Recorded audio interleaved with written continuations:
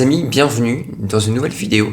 Je suis super heureux de vous retrouver aujourd'hui dans une nouvelle vidéo pour évoquer le cas de Michael Olise et de son transfert au Bayern de Munich, un transfert qui devra avoisiner les 60 millions d'euros. Avant que la vidéo commence, comme d'habitude, vous commencez à connaître la chanson, le petit pouce bleu, l'abonnement, le partage et évidemment le commentaire en prime si t'aimes vraiment très bien la vidéo ou si t'as juste simplement un commentaire à dire. Puis voilà, on commence tout de suite avec la situation actuelle, tout simplement du joueur et puis après du Bayern Munich. Donc le joueur, il a 22 ans, il a la double nationalité franco-anglaise, il joue au poste d'ailier droit, il a été formé au poste de numéro 10. C'est un joueur qui est assez grand, je crois qu'il mesure un peu plus d'1m85. Ce contrat avec Crystal Palace jusqu'en 2027, il a rejoint Crystal Palace depuis le Champions League. Alors de quel club exactement, je m'en souviens plus.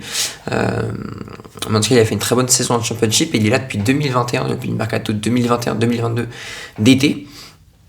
Donc le Bayern Munich, au vu du nombre d'ailiers qui se blessent énormément à droite comme à gauche, ils se sont dit bon bah ok, on va essayer de chercher un ailier un peu polyvalent, et ils se sont dit bon bah finalement t'as Michael Olise, il peut jouer numéro 10, ailier gauche, ailier droit, donc finalement c'est parfait. Et c'est vrai que ça arrive dans un moment un peu charnière où Serge Gnabry est très blessé, 210 jours d'absence pour l'Allemand cette année qui va sur ses 28 ans. Coman c'est pareil, 125 jours d'absence, bon c'est moins blessé mais quand même historiquement c'est quand même très très très blessé, 28 ans également pour Coman. Le Roi Sané lui est en fin de contrat, Leroy Sané comme vous voulez, fin de contrat, même s'il fait une plutôt bonne saison, fin de contrat 2025, donc il va falloir soit le prolonger soit le vendre, mais bref, il va falloir prendre une décision. Et puis Mathys Tel c'est un peu léger, c'est plutôt un prospect pour l'avenir. Donc le club ne compte pas dessus. Donc forcément, tu as besoin d'un joueur qui puisse assumer le statut de titulaire indiscutable et de titulaire en puissance dans les gros matchs. Et finalement, Michael Olise, il coche quasiment toutes les cases.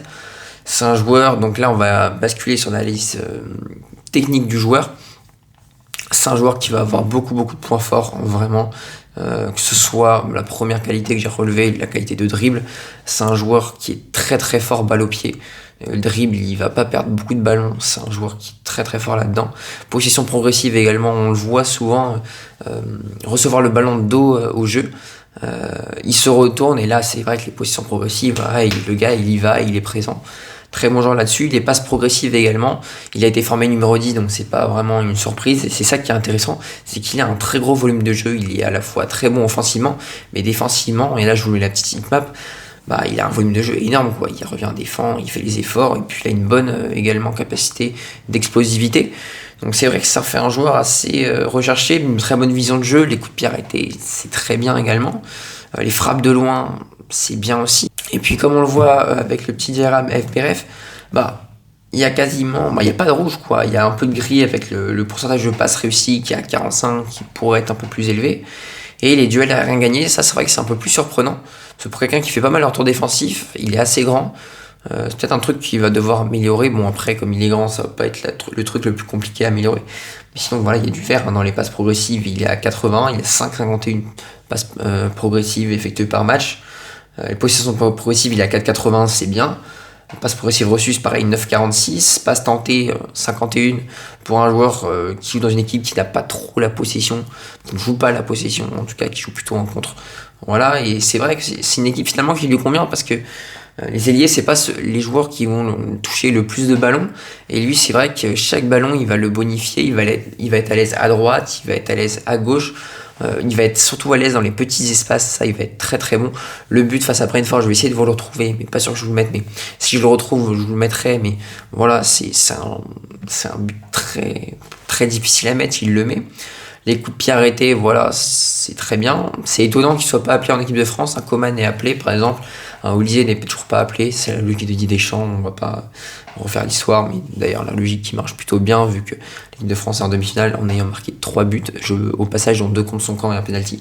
Donc 0 dans le jeu, au passage. Voilà, petite parenthèse. Mais ouais, sinon, c'est vrai que c'est un super joueur. Très peu de points faibles. Je dirais peut-être l'un des points faibles, c'est qu'il n'arrive pas à développer son pied droit suffisamment et qu'il est un peu prévisible avec sa spéciale où il rentre assez souvent à l'intérieur et donc du coup il déborde pas assez son adversaire sur le côté droit. Après voilà, c'est un peu le propre de la plupart des ailiers, Dembélé exclu évidemment. Mais voilà, c'est vrai que tu prends un Noama à Lyon par exemple, c'est pareil, un Dylan Bakwa c'est pareil. Bref, t'en as pas mal qui sont ailiers faux pieds et ça c'est vrai que c'est assez connu là-dessus. Donc voilà pour les qualités du joueur, les défauts. Et puis alors l'apport maintenant du côté du Bayern, pour moi c'est un apport qui est tout simplement exceptionnel, hein, comme on l'a vu en intro. C'est un joueur à mon avis qui va pouvoir être titulaire indiscutable assez rapidement. Sané devrait évoluer côté gauche selon toute vraisemblance, avec une alternance avec Coman côté gauche ou côté droit, ça dépend pour Coman. Et puis Olise pourra évoluer au poste de numéro 10, et c'est là que je vous mets finalement ma petite compo. Tu vois Kane, évidemment, il n'y aura pas de changement. Musiala, il pourra intervertir avec soit Olise, soit Sané. Les trois pourront tourner. On a sauf peut-être Sané qui ne pourra pas trop jouer au poste de meneur de jeu. C'est vrai que tu as un Thomas Müller qui commence à être un peu vieux. Il arrive dans sa dernière année de contrat. Est-ce que le Bayern va le prolonger? Je ne pense pas. Je pense qu'il va peut-être prendre sa retraite à l'issue de la saison prochaine. Donc c'est vrai qu'il y a un gros boulot à faire en attaque. Il n'y aura pas Palinha, Goretzka au milieu de terrain, ça devrait pas trop bouger. En tout cas, Palinha qui arrive. Davis, je l'ai mis quand même. Voilà. Ça, c'est pas trop le sujet de la vidéo, mais voilà. Kim Min-jae, je devais mettre des défenseurs.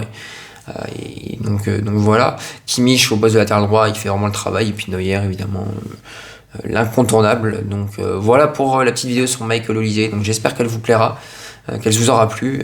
Si c'est le cas, comme d'habitude, le petit pouce bleu, l'abonnement, le petit commentaire et le partage. Voilà, c'est vrai que ça fait super plaisir et ça m'aide vachement. Et puis on se retrouve très prochainement pour de nouvelles aventures. Allez, à plus la team.